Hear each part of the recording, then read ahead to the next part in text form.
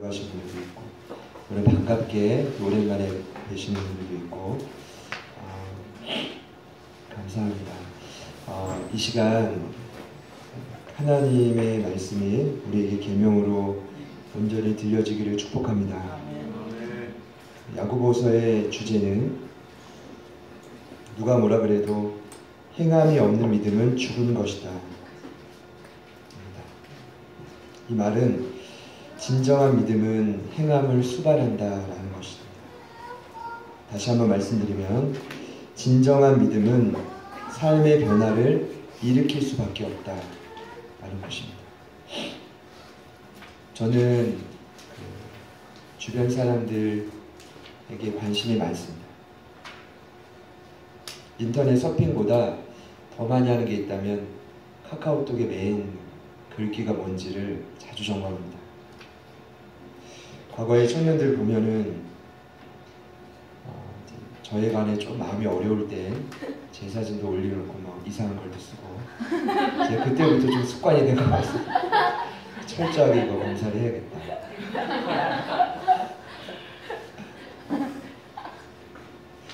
한 친구는 제 사진 같이 웃으면 사진 올렸거든요. 같이 찍은 사진인데 그 아래 말과 행동이 다른 자. 저는 지금 생각합니다. 저는 아니겠지. 왜냐하면 둘이 웃으며 찍은 사진이 거기 있었거든요. 근데 어떤 제 동기 전도사님의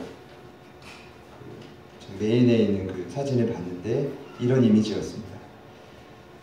전 세계 가장 위대한 전도자였던 D.L. 무디 목사님께서 이런 말씀을 하셨대요.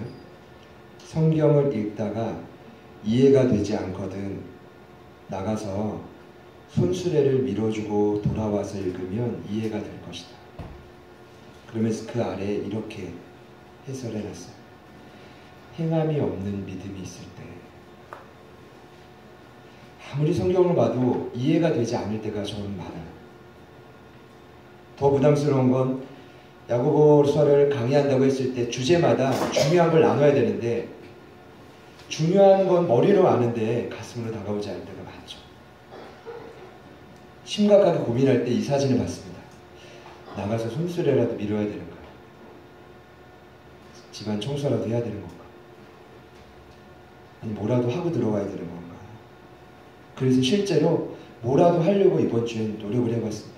몸을 자꾸 이렇게 움직이고 말씀을 보니까 그래도 뭔가 모르겠지만 더 말씀이 깊게 와닿는 것 같았어요. 그래서 다시금 힘을 얻고 말씀을 묵상하기 시작했습니다. 여러분, 오늘 이 편지를 읽는 수신자들은 여러 가지 시험을 당하고 있었습니다. 그래서 시험이라는 단어가 외적인 환난과 내적인 유혹들을 모두 다 포함하는 의미라고 저는 설명드렸습니다. 이렇게 설명드렸습니다. 신앙의 진가는 어려움이 찾아올 때 드러납니다. 언제냐? 이런 겁니다. 쉽게 말씀드리면 재정적인 압박이 있을 때, 때로는 몸과 육신이 연약하고 지칠 때, 관계에 어려움이 있을 때, 하여튼 어려움이 우리에게 찾아올 때, 진로를 두고 고민할 때, 어디로 이사가야 될지 모를 때, 바로 그 순간 우리의 신앙의 진가가 드러난다. 이해가 되십니까? 그때를 야고보가 놓치지 않았습니다. 영적인 거장이었기 때문에 이때야말로 나에게 훈련받았던 성도들이 온전함을 목표로 그들이 놓치고 있었던 행함을 실천할 때다. 언제라고요? 힘들고 어려울 때. 평상시에 만족감이 있을 때, 부족함이 없을 때, 죄송합니다만 여러분, 우리의 신앙의 상태를 제대로 점검할 수 없습니다. 오늘 야고보가 왜 그것을 놓치지 않고 계속 말할까요? 대단하죠. 온전치 못한 행함을 강조하며 그 성도들 안에 있었던 대표적인 예로 차별하는 모습을 꾸짖었습니다. 말에 실수가 있는 모습들을 지난주에 제가 말씀드렸지만 어찌 보면 그들의 치명적인 연약함을 드러내기 시작했습니다. 누누이 강조하지만 회복을 위해 내가 얼마나 고장나 있는지, 깨어지고 망가져 있는지 알아야 합니다. 진단을 제대로 받지 못하면 어느 누구도 제대로 회복될 수가 없습니다. 명의의 가장 기본 기준은 정확하게 그 사람의 아픔을 드러내는 거죠. 연약한 상처, 죄로 인해 망가진 모습들을 드러내는 것입니다. 이것이 드러나면 끝인가? 아닙니다. 온전한 명의는 드러난 부분들을 무작정 치료하지 않습니다. 성급하게 움직이지 않습니다. 무조건 칼을 들고 배를 째지 않습니다. 서서히 시간을 두고 그 사람에게 맞게끔 처방을 하고 치료하게 됩니다. 한 주간 큐티를 하면서 참 많이 찔렸던 구절이 있었습니다. 마태복음 13장을 이번 주에 주된 묵상 본문이었습니다. 거기 보면 예수님이 씨 뿌리는 비유가 나와요. 예수님이 씨를 뿌리는데 좋은 밭에만 뿌리면 되는데 말씀의 비유에 이런 말이 나오죠. 길가에도 뿌리고 돌밭에도 뿌리고 가시떨기에도 뿌린다. 길가의 특징은 뭐냐면 씨를 뿌렸는데 악한 자가 그 씨를 금세 채가요. 돌밭은 씨를 뿌려서 그 씨가 그 뿌리를 내리고 열매를 맺으려고 하는 찰나에 환난과 박해가 올 때 그 뿌리가 뽑혀져. 가시떨기는 씨를 뿌려서 열매를 맺으려고 하는데 세상의 염려와 재물의 유혹이 그 씨를 뽑아버려. 이 말은 뭐냐 하면 우리가 말씀의 씨를 받아들일 때 길가라는 것은 아예 듣지도 못하는. 쉽게 말하면요. 예배를 드리러 나왔지만 말씀이 중요한 건 알지만 막상 말씀 시간이 졸아요. 딴 생각을 하고 말씀을 듣긴 들었지만 나가는 순간 그냥 잊어버리는 거. 악한 자가 금세 착하는 거. 돌밭이 뭐냐면 말씀을 들어서 은혜를 받았어요. 이렇게 살아야지 세상에 나가는 순간 환난과 박해가 찾아올 때, 이 환난과 박해는 말씀을 지키려 할 때 부딪히는 갈등들이거든요. 그 갈등들이 생겨나고 꿈틀꿈틀 될 때 포기하자. 돌밭. 가시떨기 뭡니까? 은혜를 받았습니다. 지켜야지. 노력해야지. 그러나 세상의 염려와 재물의 유혹이 들어올 때 타협하는 자. 이 세 부류의 공통점은 말씀을 적용하여 실천하지 못한다는 거죠. 예수님 말합니다. 반면에 좋은 땅은 말씀을 듣고 그것이 뿌리 내려 100배, 60배, 30배 열매를 맺는 자. 제가 왜 이걸 말씀드리냐면 야고보가 말하는 행함이 이거 아닐까요? 예수님이 씨 뿌리는 자의 비유를 말씀할 때 예수님의 친동생이었던 야고보가 그 자리에 저는 있었을 거라 생각합니다. 분명히 있었을 것이다. 좋은 땅의 비유는 이 야고보서의 표현에 의하면 진정한 믿음으로 행하는 자의 본인 거죠. 야고보가 1장 21절에 말했죠. 너희는 말씀을 행하는 자가 되고 듣기만 하여 자신을 속이는 자가 되지 말라. 거울의 비유 생각나십니까? 거울에 비친 내 모습이 진짜 내 모습이고 그것이 말씀의 역할이라고 말씀드렸습니다. 그런데 말씀을 듣고 속이는 자는 잠깐 거울 앞에 비친 모습을 캡처하고 그 자리를 떠나는 거예요. 그러나 말씀을 순종하는 자는 여전히 그 거울에 비친 내 모습이 부족하고 연약해도 그 자리에 늘 남아있는 자. 여러분은 어떻습니까? 한 주간 제 안에 말씀을 준비하고 때로는 이런 생각이 들어요. 한 주는 정말 말씀 안 전하고 그냥 다 같이 기도만 하면 좋겠다. 말씀을 듣다 보면 소화가 안 될 때가 있지 않나요, 여러분? 저는 전하는 입장으로서 이거 너무 심각하다. 제가 저를 보면서 너무 답답하다. 이 말씀대로 내가 먼저 행하면 좋겠는데 뜻대로 잘 되지 않고. 그럼 아브라함과 라합처럼 뭔가 우상을 포기해야 되는가? 제가 하나님을 뭘 더 포기해야 됩니까? 분명 포기할 게 있겠죠. 그러니까 저 혼자 그러는 거예요. 하나님이 그러시겠죠. 아직 네 안에 포기할 게 많다. 그러다가 제가 이번 주에 찬양을 한 곡 들었습니다. 우연히 유튜브에서 들은 이 찬양은 호주의 힐송 워십에서 만든 찬양입니다. 몇 년 전에 나온 찬양인데 저는 이제야 들었습니다. 영어 제목은 Broken Vessel, 한마디로 깨어진 그릇들이라는 찬양입니다. 제가 카페에 올렸는데 너무 이 찬양을 듣는데 그냥 막 눈물이 나는 거예요. 이번 주에 금요일날 너무 은혜가 되는 거예요. 그래가지고 이 가사를 제가 보고 조금 정리해봤어요. 가사만 좀 말씀드리고 싶은데 이런 내용입니다. 이 모든 조각들 부서지고 깨졌네. 그런데 자비 안에 모아지고 고쳐지고 가득 채워지고 내 손을 뻗었으나 버림받지 않았네. 나는 자유케 됐네. 나는 자유케 됐네. 놀라운 은혜, 이 얼마나 달콤한 소리인가. 나같이 불쌍한 사람을 살렸네. 나는 길을 잃었으나 그러나 나는 지금 다시 찾은 바 되었고, 눈이 멀었으나 지금 나는 보네. 나는 당신이 아는 것을 볼 수 있네. 나는 당신의 눈 속에서 사랑을 볼 수 있네. 당신을 버려 망가진 것들로 내 삶을 일으키시네.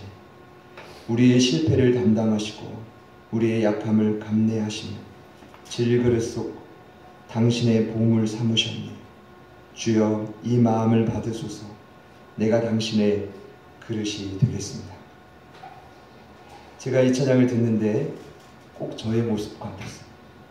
깨어진 그릇들, 깨어져서 흩어진 조각들, 이런 나를 모으시고 고치시고 가득 채우시고 그의 눈속을 보니 나를 향해 울고 계신 그분의 눈을 느낄 때 너무나 감동이 되었어요.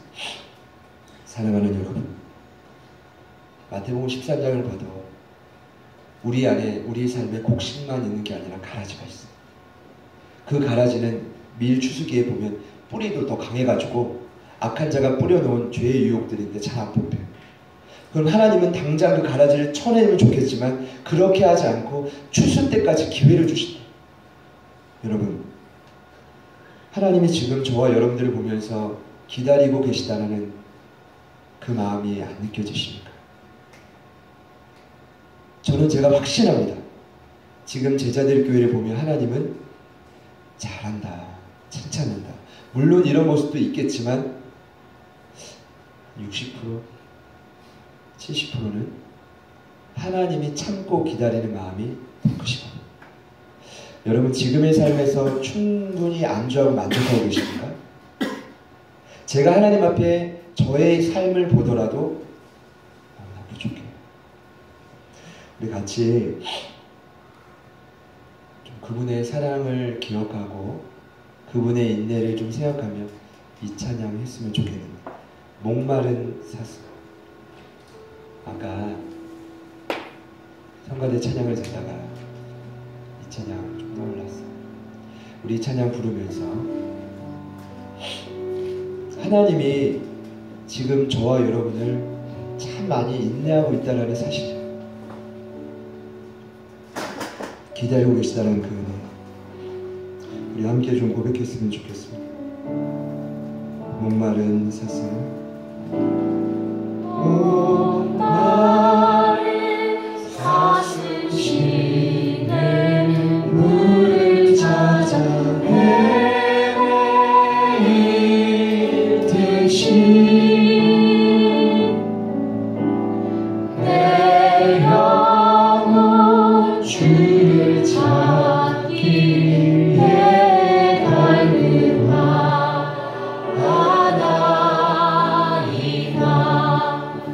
목마른 사슴, 목마른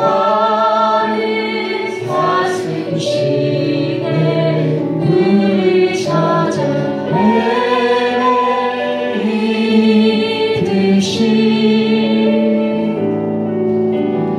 내 영혼 주를 찾기에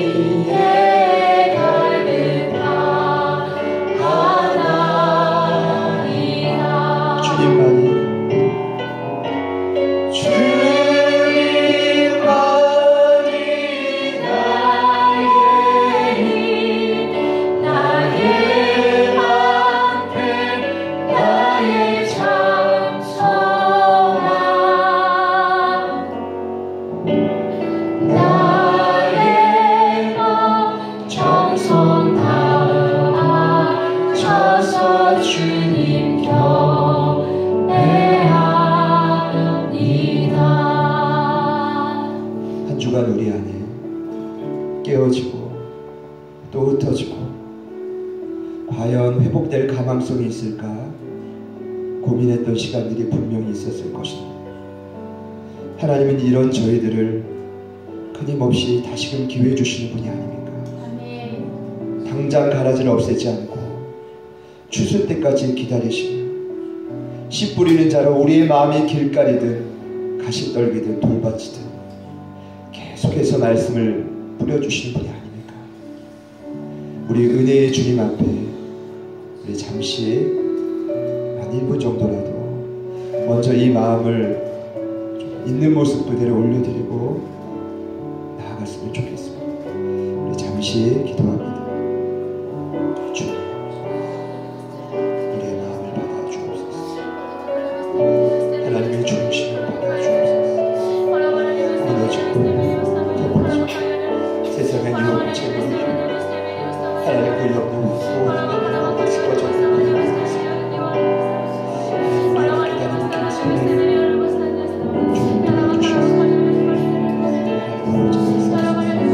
기다리는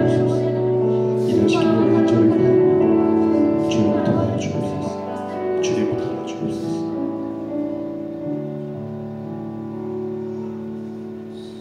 예수님의 이름으로 기도합니다.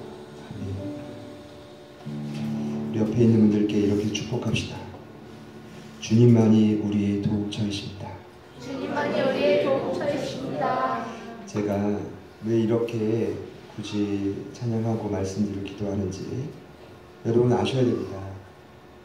왜 우리의 삶에 말씀이 적용되지 않을까? 너무나 감사한 거죠. 주중에 말씀 묵상을 통해 그건 저에게 뿐만 아니라 우리에게 주신 말씀이라 생각하죠. 왜 순종이 되지 않을까? 왜 좋은 땅으로 열매 맺지 못할까? 이유가 나오죠. 막상 우리는 말씀이 중요하다고 머리는 알지만 막상 내 삶의 말씀은 악한 자가 휙 채가면 그냥 뺏길 만한 것들이에요.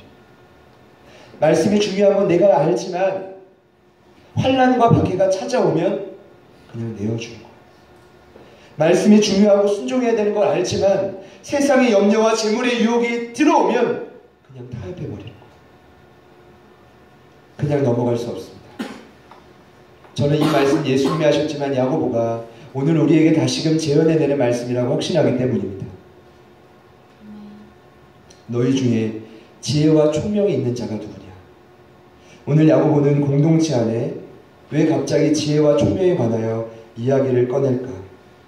아마 그 당시에 이 공동체 안에서 자기 스스로를 지혜롭다, 총명하다라고 생각했던 많은 부류가 있었던 것 같아요. 이렇게 말하는 것입니다. 야고보가 보았을 때 그들이 지혜롭고 총명하지 않은 거죠. 그러면서 말합니다. 지혜와 총명이 있는 자가 과연 누구냐? 왜 갑자기 지혜와 총명일까요? 제가 생각합니다. 이런 의미 같아요. 지혜의 의미는 현명하고 아주 숙련되고 능숙한 자를 의미합니다. 총명하다는 의미는 그냥 똑똑한 게 아닙니다. 전문적인 지식을 가진 자가 아니라 총명의 의미가 너무 좋더라고요.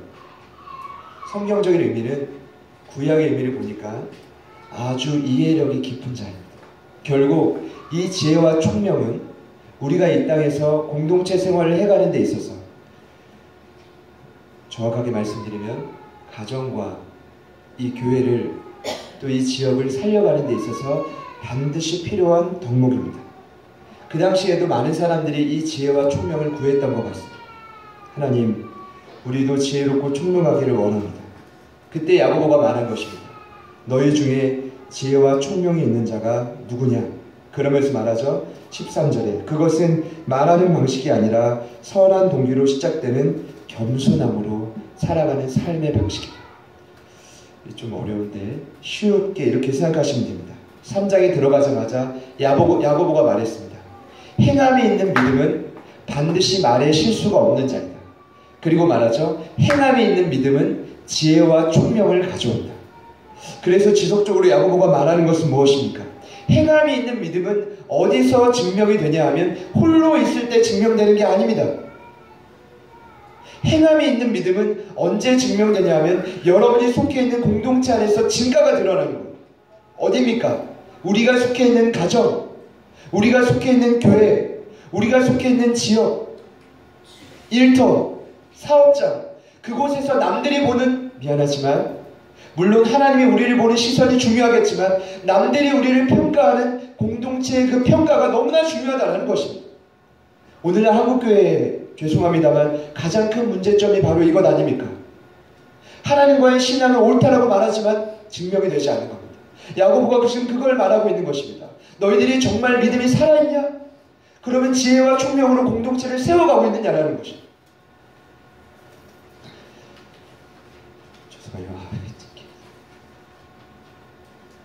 오늘 너무나 중요한 내용인데 제가 여러분 앞에 이렇게 좀 흥분적으로 나가서 너무나 죄송합니다. 여러분 괜찮으시죠? 네. 아멘. 아멘. 네. 공동체에서 지혜와 총명은 왜 중요할까요? 먼저 야고보는 잘못된 지혜와 총명에 사로잡힌 자들의 특징을 말합니다. 14절부터 16절에서 잘못된 지혜와 총명의 특징이 있는데 첫 번째로 독한 시기와 다툼이라 합니다.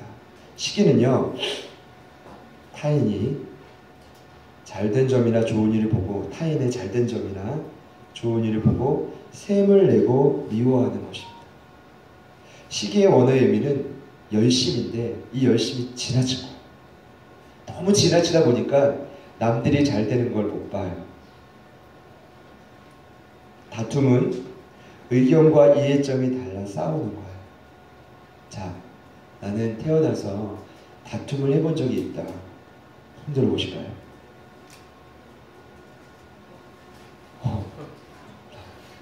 거의 100%신데 내려주시죠. 충격적입니다. 참 많이 싸우시는 분들. 저 역시 그렇습니다. 교회, 가정, 어느 공동체 할 것 없이 서로 다른 사람이 만나죠. 당연한 결과입니다. 의견과 이해점이 다르면 다투게 되어 있어요. 그런데 이것은 지혜와 총명의 특징이 아니다라는 거죠. 사랑하는 여러분, 그런 자들이 특징이 있다면 더 나아가 자신의 삶을 자랑하고 진리를 거슬러 거짓말하게 됩니다. 여러분, 차라리 독한 시기와 다툼이 있으면 가만히 있으면 되는데 이런 분들의 성도들의 신앙의 특징이 뭐냐 하면 반드시 자기 자신을 자랑한다는 거예요. 왜 그럴까 보니까 자랑의 의미는 스스로 지혜 있다고 뽐내는 겁니다. 남들이 그들에게 찾아와서 당신이 지혜 있다라고 인정해 주는 게 아니라 스스로를 뽐내요. 드러내요. 그리고 거짓말합니다. 거짓말의 의미는 뭐냐 하면 자신을 지혜롭게 보이려고 진실을 왜곡하는 것입니다. 옆에 있는 분들을 보시죠. 지혜로워 보이십니까?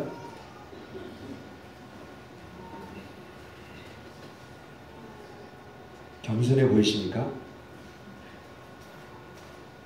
저는 오늘 이 말씀이 단순하지만 오늘 저희들에게 분명히 주시는 하나님의 계명이라 확신합니다.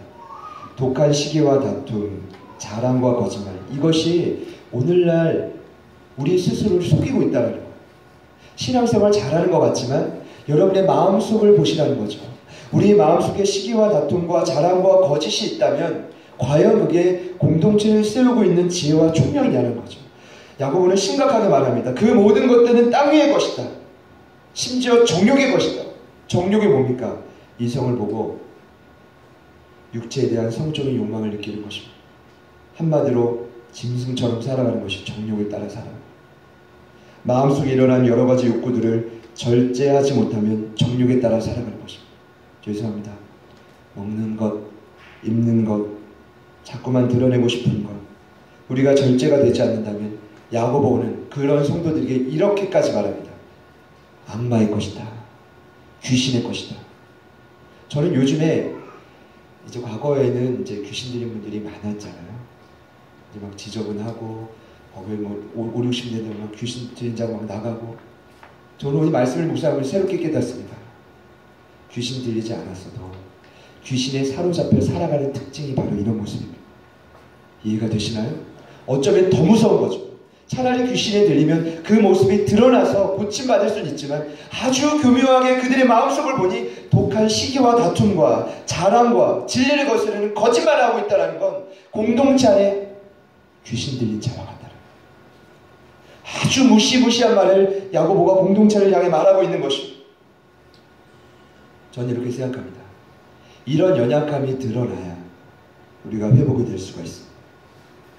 제가 지난주에 말씀드렸지만 우리가 속한 가장 기본적인 공동체인 가정이라는 것이 상처를 가장 많이 주고 가장 깊게 하고 넓게 하는 주요 원산지다라고 말씀드렸어요. 그런데 다르게 보면 그렇게 상처를 받고 어려움을 겪는 곳이기 때문에 오히려 그런 가정이 저와 여러분을 사랑으로 회복하고 고쳐줘야 될 회복의 장소가 되어야 되는 거죠. 믿으십니까? 아멘. 여러분 교회만 오면 저 사람 왜 이렇게 시기하고 다툼하지? 저 자랑하는 모습만 안 봤으면 좋겠다. 아마 우리 공동체에는 그런 모습이 없겠죠. 보람씨 아멘? 지난주에 왔기 때문에 아멘. 여러분들 동일하십니까? 그런데 저는 이런 모습이 드러나야 된다고 생각합니다. 반드시 드러날 수 있다. 그러나 그 문제가 드러날 때 오늘 야고보가 말하죠. 위로부터 난 지혜로 총명으로 그 모든 어려움을 극복해 갈 수 있다는 것입니다. 우리 17절부터 18절까지 우리 말씀 한 번 더 읽어보겠습니다. 오직 위로부터 시작. 오직 위로부터 난 지혜는 첫째 성결하고 다음에는 화평하고 관용하고 양심하며 긍휼과 선한 열매가 가득하고 편견과 거짓이 없나니 화평하게 하는 자들은 화평으로 심어 의의 열매를 거두느니라. 아멘. 아멘.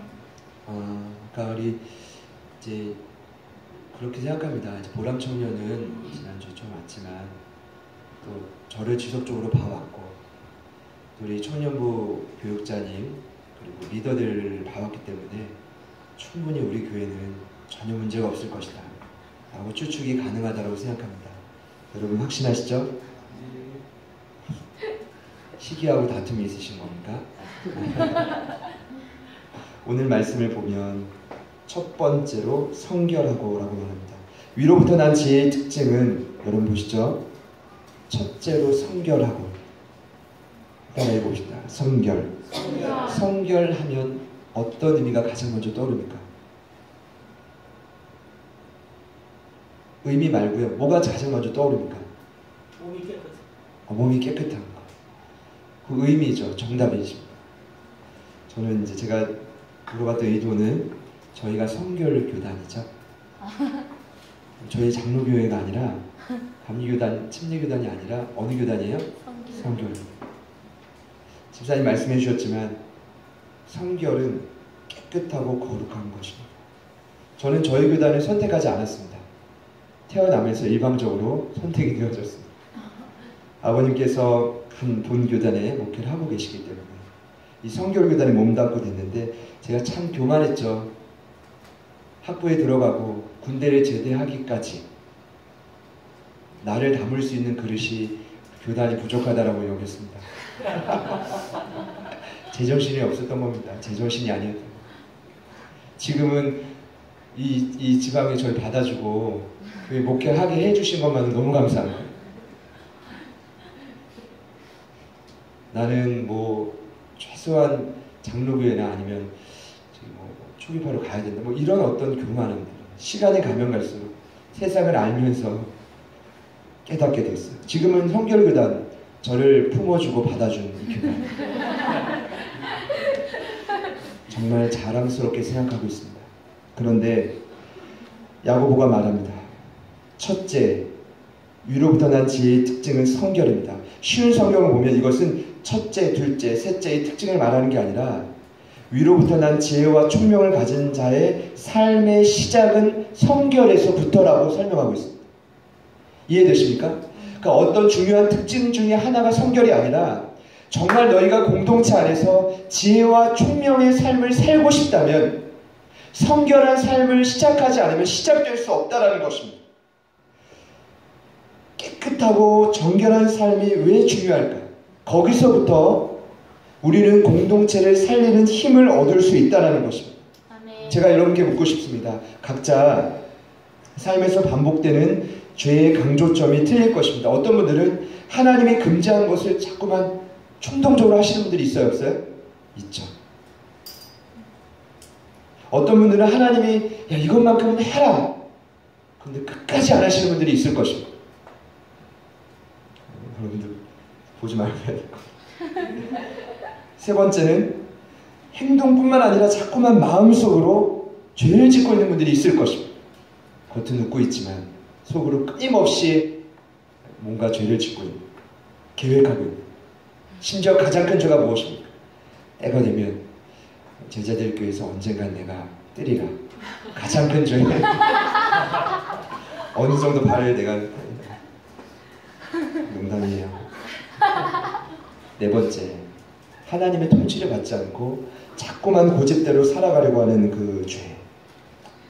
여러분, 제가 왜 이 죄를 설명하냐 하면 이 부분에 대해서 우리가 거룩하고 정결해지지 않는 노력이 없다면 죄송합니다만 위로부터 난 지혜로운 자는 될 수가 없습니다. 지혜로움의 시작은 오늘 야고보가 분명히 말합니다. 성결한 데서부터 시작이 됩니다. 깨끗하고 거룩한 데서부터 시작이 됩니다. 그럼 제가 확실하게 알게 됐습니다. 하나님의 사람들이 왜 반드시 광야를 거쳐야 될까? 세례 요한도, 바울도, 요셉도, 모세도, 다윗도 철저하게 광야의 시간을 거쳤습니다. 이것은 저는 필수 과정이라 생각합니다.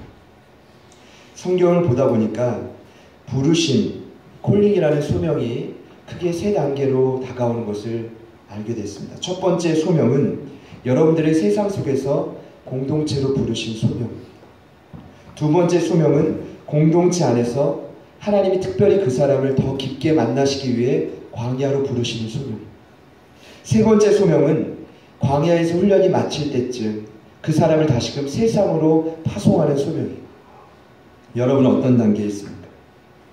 제가 다윗을 묵상하다 보니까 다윗이 광야에서 아무도 주목하지 않는 그곳에서 목숨과 생명을 다해 충성했죠. 양떼를 지키고 맹수로부터 지키고 그때부터 사무엘상 16장을 보면 그에게 기름을 붓습니다. 사울에 이어 네가 이스라엘의 왕이 될 것이다. 그런데 놀라운 건 바로 왕이 되지 못하고 무려 15년 동안 그는 떠돌이 생활을 했다는 거예요. 도피처가 수십 군이었습니다. 혼자 떠돌이한 게 아니라 그가 가는 곳곳마다 이스라엘 백성들 중에 실패한 자들이 있죠. 멸망한 자들. 한 400여 명을 데리고 다녔습니다. 얼마나 힘들었겠습니까? 거기서 다윗은 배웠습니다. 홀로 광야에서 하나님과의 관계도 배웠지만 함께하는 실패한 자들과 함께 사람을 알아가기 시작했습니다. 그리고 때가 되자 이제는 사무엘하 2장을 보면 남유다 사람들이 그를 남유다 반쪽 왕으로 기름을 붓습니다. 그리고 또 다시 7년이 흐르자 이제는 북이스라엘 사람들이 그에게 왕으로 기름을 붓습니다. 결국